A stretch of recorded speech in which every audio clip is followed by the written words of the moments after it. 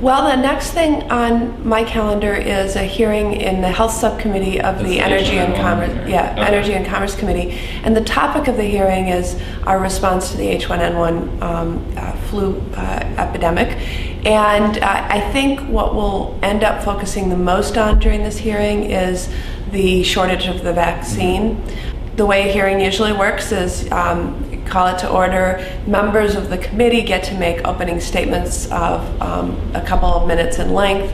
That takes quite a while to get through a big subcommittee. And then the witnesses testify. They each get 5 minutes to testify. And then we get to ask them questions. And so it's a way for us to really study and drill into an issue that we want to understand further so we can make better policy. Okay. Do you have kind of questions in mind already, or you kind of wait till you hear the witnesses? Well, sometimes I wait till I hear. Sometimes I have an agenda going into it, and I really do in this case have a couple of, but probably 3 different sort of strains of information that I'm interested in. I had heard a long time ago that we had some serious issues in the U.S. because most vaccines for seasonal flu and other types of pandemic are manufactured overseas. The purchaser of the vaccine is the U.S., but you have a very bad epidemic going on in your own country. There's going to be an interest in diverting that supply to stay in Australia, as it did in this case.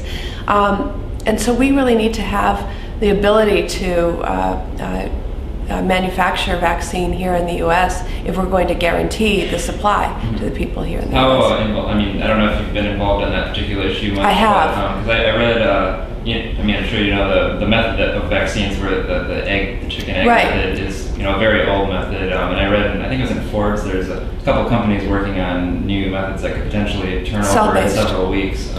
There's a cell-based production. I know a lot about this, and in fact, this particular flu vaccine works better in an egg-based medium. Others work better in a cell-based medium, but generally we'd like to see us move completely from egg-based, because if you think about it, you need literally hundreds of thousands of eggs, which require a bunch of chickens, and the timing has to be just right, and the progression of the production sometimes is faster than others. The time that it's taken in this particular case is part of the reason for the shortages. But yes, we need to have new technologies, but we also need to have a domestic presence of manufacturing, in my opinion. So that's one strain, or one sort of line of questioning. I think another that's very important to me is just our investments in our public health infrastructure for surveilling an epidemic. We have a lot of states, in areas that don't even have two-way internet communication with the CDC. That's really a shame, and would really delay our rapid response to something that was more serious than what we're facing right now. So there's some investments that I'd like to see, and I think the experts that we'll have today in front of us will be able to underscore that. I have legislation in that arena.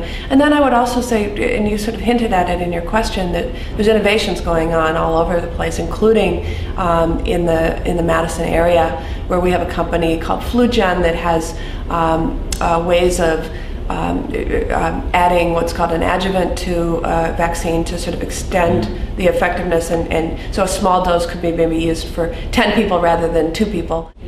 Okay, is there a press area in this one, or just a public sitting area or something? We'll check it out. Yeah. Okay. Do you have the contact with the press person for the committee? Or? I don't. I'm going to find it right now. Okay, great.